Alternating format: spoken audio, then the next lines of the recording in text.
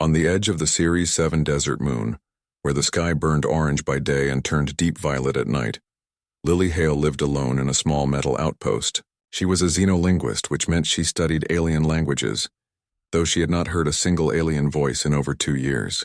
Her job was quiet, her days long, and her only company was the hum of old machines and the wind that whispered through the dunes like a ghost. The outpost was called Theta, and it sat near the dry basin of what used to be a sea millions of years ago. Now nothing grew there but rust-colored sand and sharp black rocks.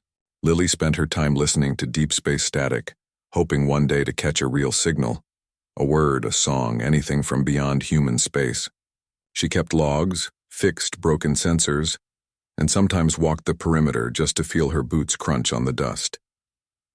One evening, as the twin suns dipped below the horizon, the sky changed. Instead of fading into stars, it split open with a streak of silver light. It was not a meteor. Meteors burned red or yellow. This one moved too slow, too steady, and left no fire trail, only a soft glowing mist that curled behind it like breath on a cold morning. Lily ran to the observation deck, heart pounding. She watched as the object arced lower, wobbling, then vanished behind the eastern ridge with a low thud that shook the ground. Protocol said she should report it and wait for backup. But backup was 3 weeks away by shuttle, and the signal from the crash site showed no life signs. Just strange energy readings that pulsed like a slow heartbeat. Lily hesitated only a moment before grabbing her emergency pack, a thermal blanket, and her sidearm. She told herself she was just checking for survivors. She told herself she would not go far. The walk took 40 minutes. The sand shifted under her boots, and the air grew colder with every step. When she reached the ridge, she saw it. A ship unlike any human design. It was smooth and curved, made of a material that looked like glass but felt warm to the touch. It had cracked open along one side, spilling smoke that smelled like rain and burnt sugar. Inside, half buried in the sand, lay a figure, tall and slender, with skin that shimmered faintly in the moonlight. The being looked almost human, but not quite. Her ears tapered to delicate points, her hair flowed like liquid silver, and her eyes, when they opened, held colors Lily had no name for, deep blues shifting into greens, like ocean under starlight. Beside her, curled tight and trembling, was a small creature with black scales, one wing bent at a wrong angle. It hissed softly when Lily approached, but did not attack. The alien woman tried to speak, but her voice cracked. Lily held up her hands to show she meant no harm. She pointed to herself. "Lily," she said slowly. The alien blinked, then touched her own chest. "Silthera," she whispered. The name sounded like wind through crystal chimes. Lily helped her sit up. Silthera winced, clutching her side. Her clothes were torn and a thin line of glowing blue blood traced down her arm. The small dragon, Lily guessed that's what it was, nudged her hand weakly, its golden eyes wide with pain. Lily knew then she could not leave them. She radioed the outpost, left a message saying she found survivors and was bringing them in. Then she wrapped Silthera in the thermal blanket and gently lifted the dragon into her arms. It was lighter than it looked, warm like a sun-baked stone. Silthera leaned on Lily as they walked back, her steps unsteady but proud. She did not complain. She did not ask questions. She simply moved forward, as if trusting Lily was the most natural thing in the universe. Back at Theta, Lily turned the main room into a makeshift infirmary. She cleaned Silthera's wounds with antiseptic gel and set the dragon's wing with splints made from spare wiring.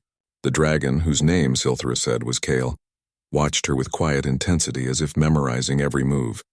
Silthera sat on the cot wrapped in the blanket, her gaze fixed on the ceiling. She did not speak much, but when she did, her words were careful, precise, as if each one mattered.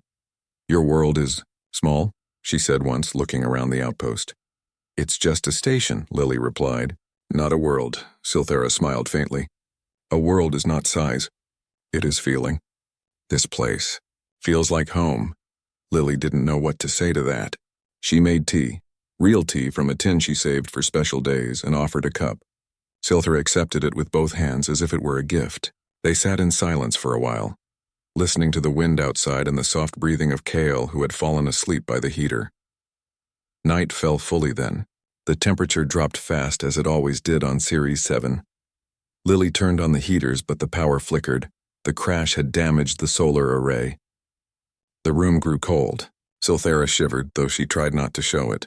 Lily knew the alien's biology was different, but even so, no one should sleep in the cold after an injury.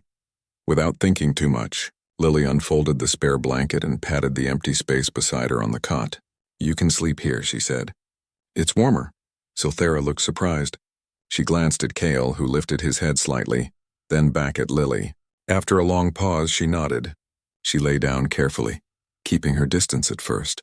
Kale crawled onto the foot of the cot and curled into a tight ball, his tail wrapping around his body like a shield. Lily turned off the lamp. In the dark, she could hear Silthera's slow breaths, calm and even. She expected to feel uneasy, sharing a bed with a stranger from another world. But instead, she felt strangely safe.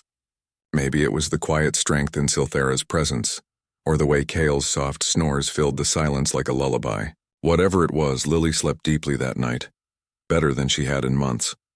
When she woke at dawn, Silthera was already sitting up, watching the sunrise through the window.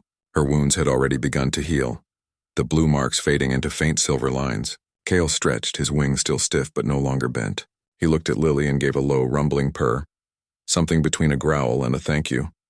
Lily made breakfast, rehydrated oats and synthetic fruit. Silthera ate slowly, studying everything as if it were new. She asked about Earth, about humans, about why Lily was alone out here. Lily told her the truth. She liked the quiet. She believed that if you listened long enough, the universe would speak. Silthera nodded as if she understood perfectly. That day they worked together to fix the comms array. Silthera's knowledge of energy fields helped Lily reroute the damaged circuits. By evening, the signal was strong again, but Silthera did not call for rescue. She did not mention leaving. Instead, as night fell once more, she walked to the cot and sat down, waiting. Lily didn't ask why. She just turned down the lights and lay beside her. This time, Silthera did not keep her distance. She lay close enough that Lily could feel the warmth radiating from her skin, soft and steady like a small star. Kale settled between them, his scales cool at first, then warming quickly. Outside the wind howled, but inside it was quiet, peaceful. Lily did not know it yet, but this night would change everything. What she thought was kindness, Silthera saw as something far deeper. Among her people, to share sleep with another was not just comfort, it was a bond. A promise, a custom older than stars, and now because Lily had offered her warmth when she had none, that custom had begun. Neither of them spoke of it, but in the silence something new took root. A trust, a connection, a story just starting to unfold under the violet sky of a forgotten moon. Weeks passed on Series 7 and life at Outpost Theta changed in quiet but deep ways. Lily no longer ate alone. She no longer woke to silence. Silthera stayed, not as a guest but as something else, something Lily could not name yet. Every evening, as the twin suns dipped below the dunes, Silthera would appear at the door of the main room, her silver hair catching the last light. Kale padding softly behind her. Without a word, she would sit on the cot and wait. Lily never asked why. She just made space. At first, Lily thought it was habit. Maybe Silthera felt safer here. Maybe she was still healing. But then she noticed the way other humans acted when they saw them together. The supply pilot, who came once a month, now lingered longer than needed, eyes wide with awe. The tech crew from the North Relay Station whispered behind their hands. Even the automated drones seemed to pause when Silthera walked past, as if sensing something ancient in her steps. One day, while checking the water recycler, Lily overheard two maintenance workers talking near the storage bay. "Did you hear?" One said, "The alien queen sleeps in Hale's room every night?" "Not just sleeps," the other replied. "She lies right beside her. Like they're bonded or something. I heard it's a human custom now, sharing warmth." "The queen says it's tradition." Lily froze. She had never called it a custom. She had never claimed it as tradition. It was just what they did. But somehow the story had grown, and Silthera never corrected it. That night, after Kale had curled up at the foot of the cot and the lights were low, Lily finally spoke. "Why do you keep coming back?" she asked softly. Silthera turned her head. Her eyes glowed faintly in the dark like distant stars. "You offered me warmth when I had none," she said. "Among my people, that is not small." "But it was just a cot," Lily said. "Just a blanket." "I didn't mean it to be." "Important." Silthera sat up slightly. "In the veiled court, to share sleep is to say, I trust you with my dreams, my fears, my silence. It is done only between kin, or between those who choose each other." Lily's breath caught. You mean, you think we're kin, I mean? Silthera said gently. That you showed me kindness without asking for anything. That is rare. Rarer than power, rarer than victory, so yes, I treat it as custom. Because you made it sacred, Lily did not know what to say. She looked at Kale, who opened one golden eye and gave a soft huff as if to say it was obvious. From then on, Lily paid more attention. She watched how Silthera moved through the outpost, not like a refugee, but like a ruler walking her halls. She never demanded anything, yet things happened around her. Broken lights flickered back to life when she passed. The air felt cleaner. Even the old heater, which had groaned for years, now hummed smoothly. Silthera also began to teach Lily, not with books or lessons, but with presence. She showed her how to listen to the wind, not just as noise, but as a language of shifts and warnings. She taught her to read the stars not by names, but by stories, how one cluster meant return and another meant wait. Kale, for his part, started following Lily on her patrols. He no longer hissed. Instead, he walked beside her like a shadow with wings, his head high, his tail swaying like a banner. One afternoon, while repairing a solar panel, Lily asked, "Where is your home?" Silthera looked up at the sky. "Gone," she said simply, "burned by those who wanted what we guarded." "What did you guard?" Silthera was quiet for a long time. Then she touched her chest just above her heart. "A seed, not of plant, of memory, of all who came before us, of songs, thoughts, dreams that would vanish if we did not carry them." Lily understood then. Silthera was not just a queen. She was a keeper, and she had lost everything protecting it. That same week, the first strange signal came through the deep-range antenna. It was not static. It was a pulse, sharp, cold, repeating every 17 seconds. Lily ran to the console, heart racing. She played it back. The sound was wrong. Too clean. Too empty. Silthera appeared behind her. She did not need to ask. She listened for only a moment before her face hardened. "They found me," she said. "Who?" "The Iron Syndicate. They do not speak. They take, they break. They rebuild what they steal into weapons." Lily checked the signal origin. It came from beyond the Kessel Drift, a region known for pirate fleets and black market tech. But this was different. The signal carried a frequency that made the metal walls of the outpost vibrate slightly like a warning. Over the next few days, more signals came, closer each time. Silthera stopped going outside. She spent hours standing at the window, watching the horizon. Kale grew restless. He paced the room, his claws clicking on the floor, his eyes scanning the sky. Lily tried to contact Central Command, but the reply was slow and vague. "No known threats in your sector," the message read. Continue routine operations, but Lily knew better. She saw the way Silthera's hands trembled when she thought no one was looking. She saw how Kale's scales darkened when the wind shifted east, the direction the signals came from. One night, as they lay side by side, Lily whispered, "What will you do if they come?" Silthera did not answer right away. Then she said, "I will not run again, then I won't either." Silthera turned to her. In the dim light, her eyes held something new. Gratitude, fear, and something like hope. "You do not have to stay," she said. "I know," Lily replied. "But I offered you warmth once. Now it's my turn to keep the promise." Silthera reached out and gently touched Lily's hand. It was the first time she had done so. Her skin was cool, but her touch sent warmth through Lily's whole arm. The next morning, Silthera began preparing. She took broken parts from the storage bay, old drone frames, power cells, even a rusted antenna, and arranged them in a circle around the outpost. Lily watched as she ran her fingers over each piece, whispering words that sounded like wind through glass. Slowly, the metal began to hum. A soft blue light pulsed from the center of the circle. "What is that?" Lily asked. "A ward." Silthera said, "It will not stop them, but it will warn us.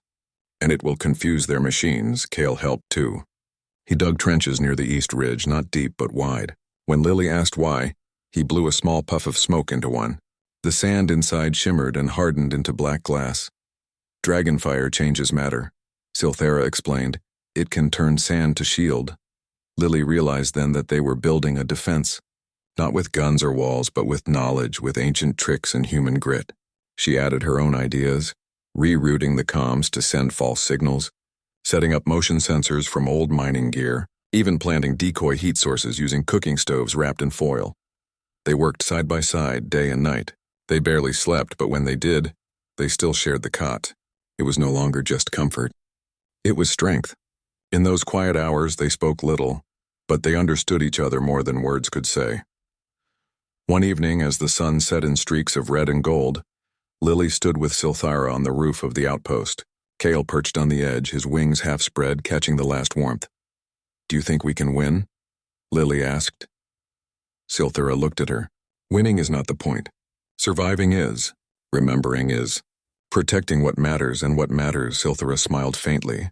"You, me, this place. The fact that kindness still exists out here in the cold dark." Lily felt something shift inside her. She was no longer just a xenolinguist on a lonely moon. She was part of something bigger. Something worth fighting for.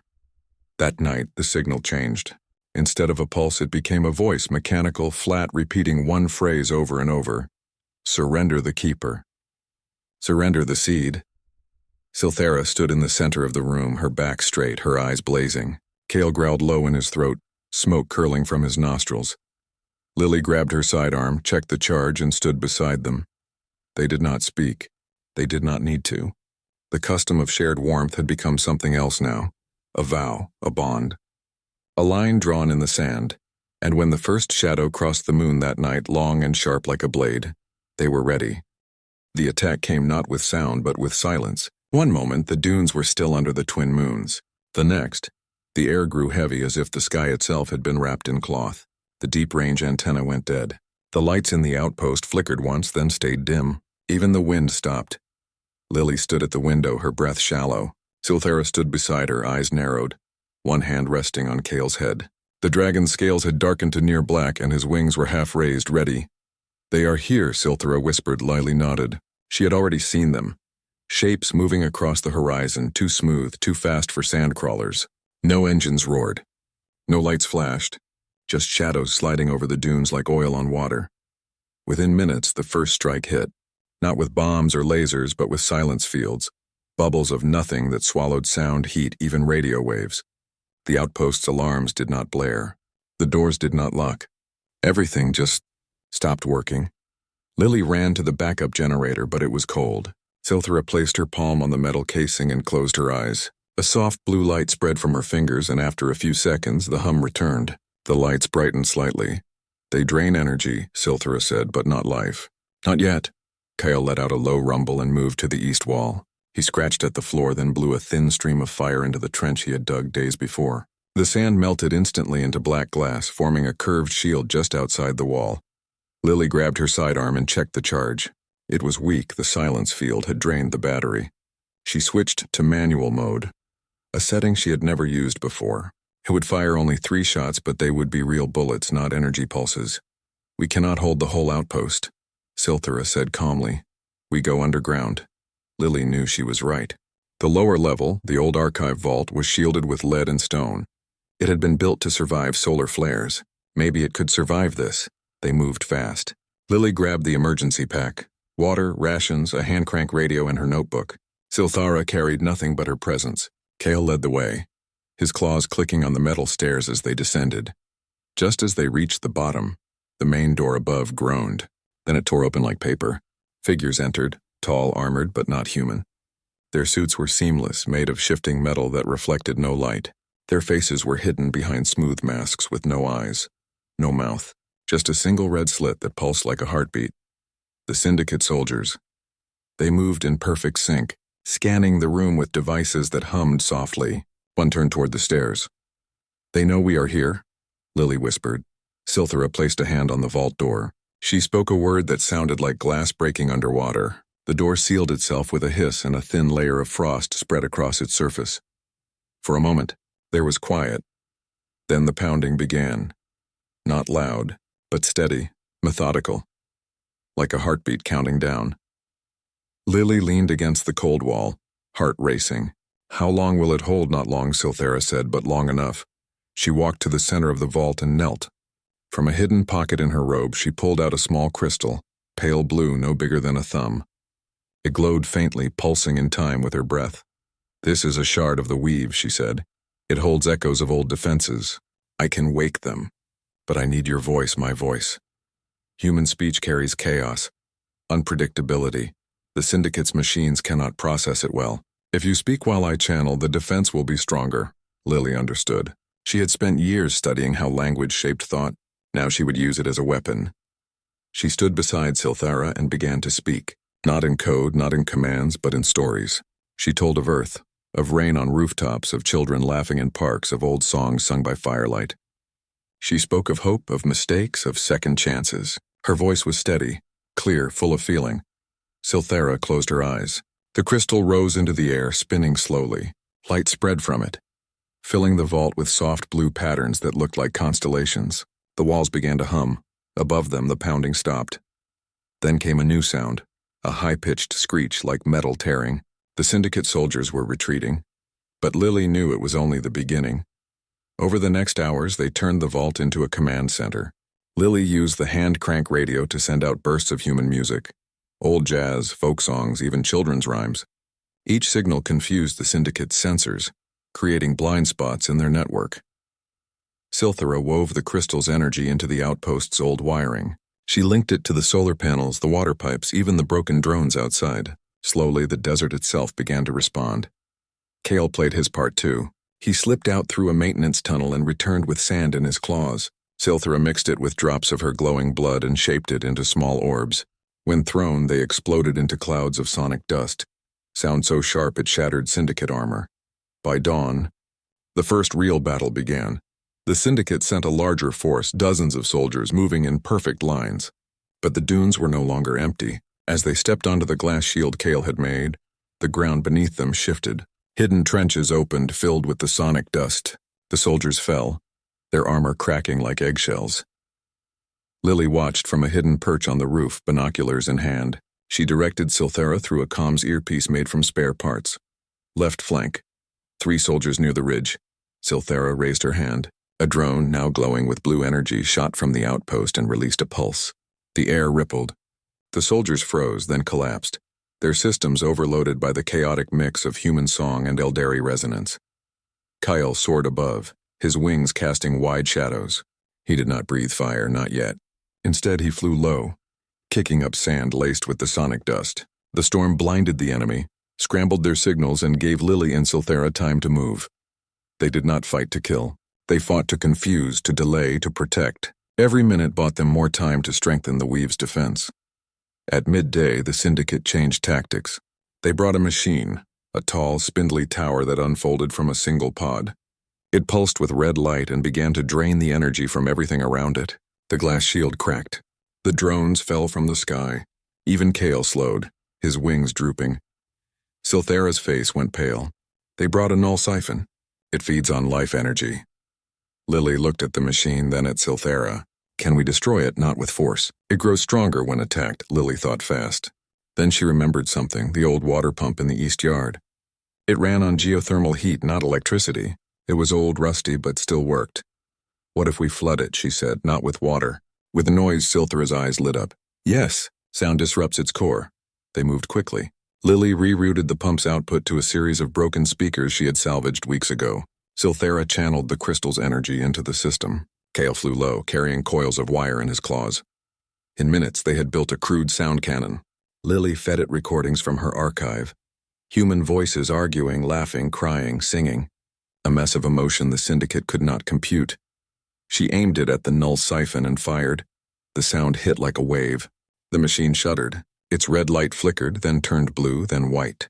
With a final screech, it collapsed into dust. The syndicate forces retreated again. Exhausted, Lily slumped against the wall.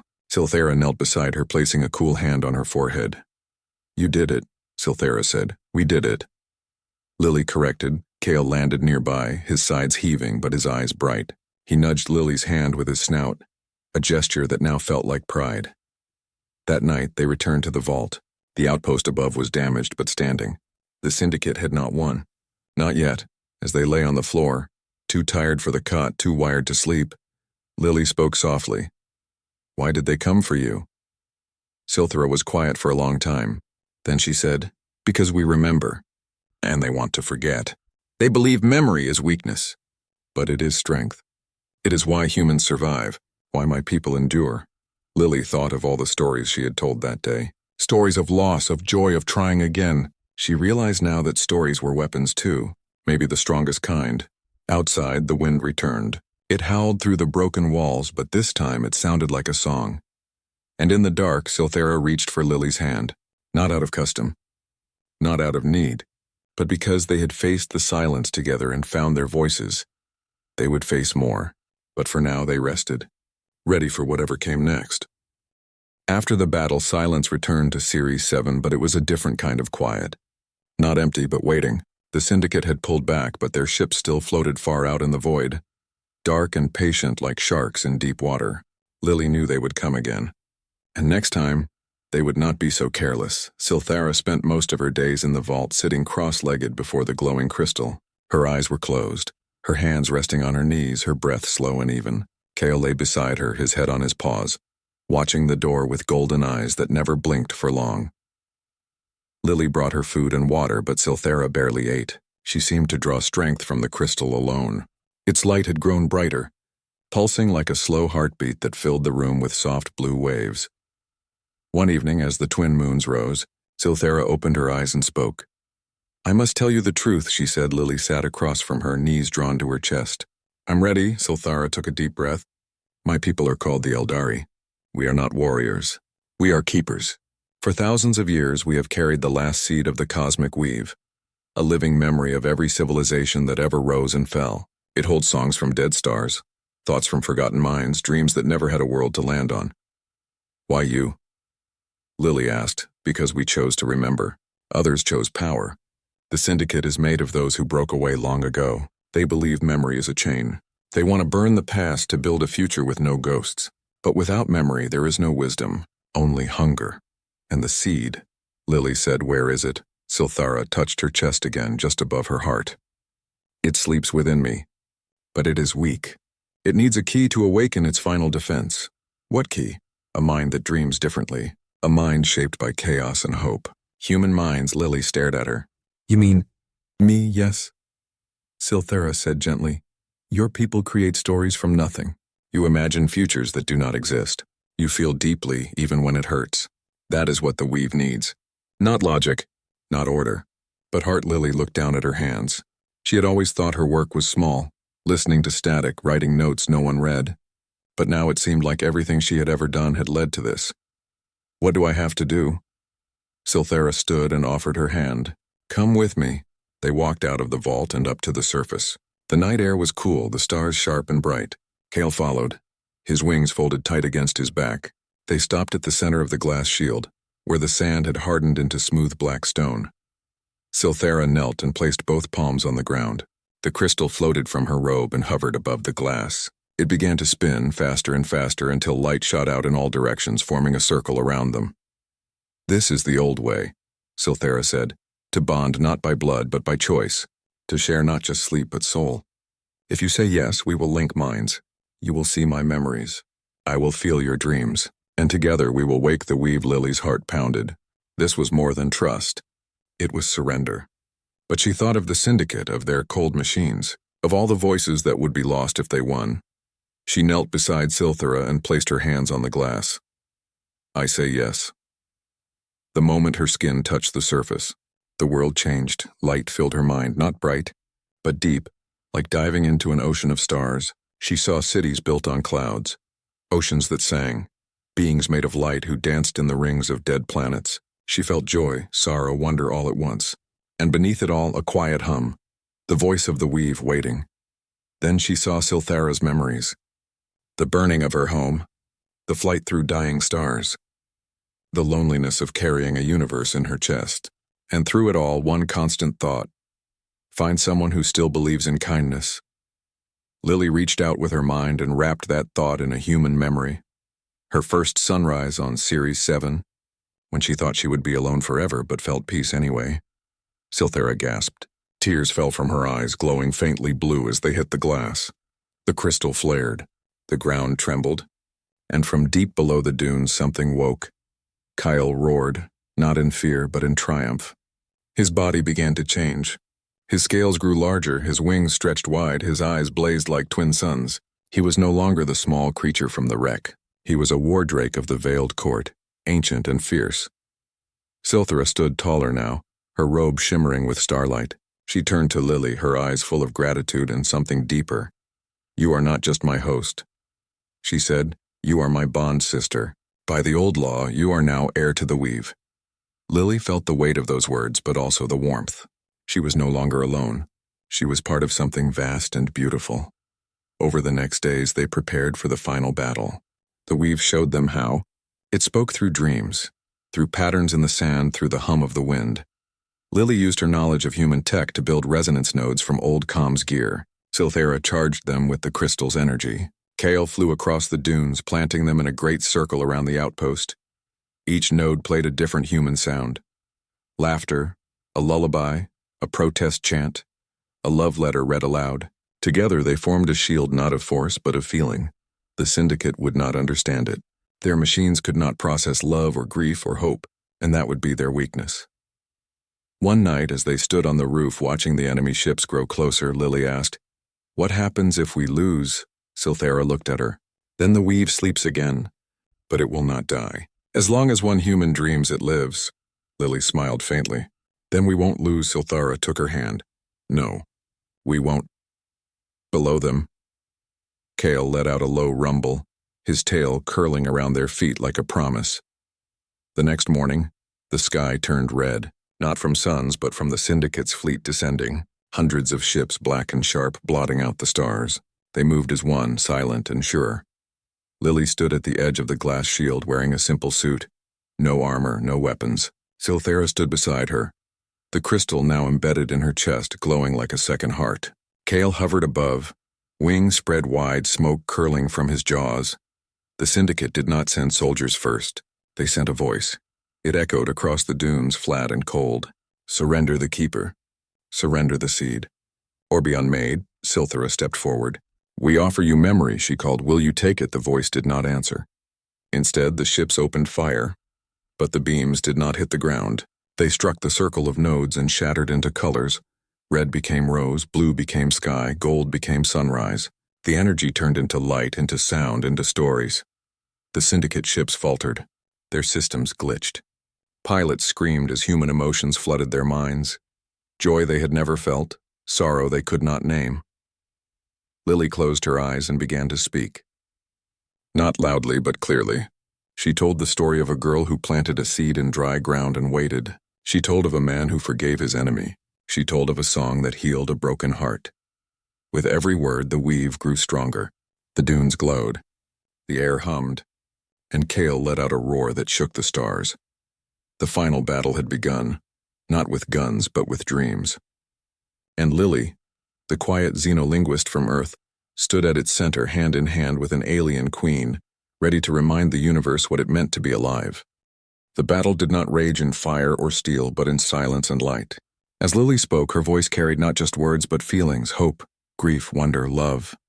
Each syllable rippled through the air like a stone dropped in still water. The resonance nodes around the dunes hummed in reply, turning the Syndicate's cold energy beams into colors, into music, into memories. Silthera stood beside her, eyes closed, arms raised. The crystal in her chest pulsed brighter with every human story Lily told.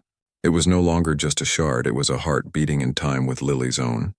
The weave, once sleeping, now surged awake, pouring through the desert like a river of starlight. Above them, Kale soared. His wings cut through the red-tinged sky, leaving trails of golden smoke that twisted into shapes, faces of lost civilizations, hands reaching out, eyes full of peace. When he roared, it was not a sound of war but of remembrance, and the Syndicate ship shuddered.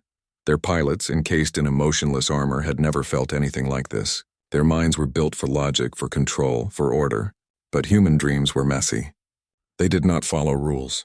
They laughed in sorrow, cried in joy, loved without reason, and that chaos broke them. One by one, the Syndicate ships went dark. Not exploded, just stopped. Their lights faded. Their engines fell silent. Inside, the pilot sat frozen, not dead, but changed. Tears streamed down faces hidden behind masks. Some reached out as if to touch something beautiful just beyond sight. They had been unmade not by force, but by feeling.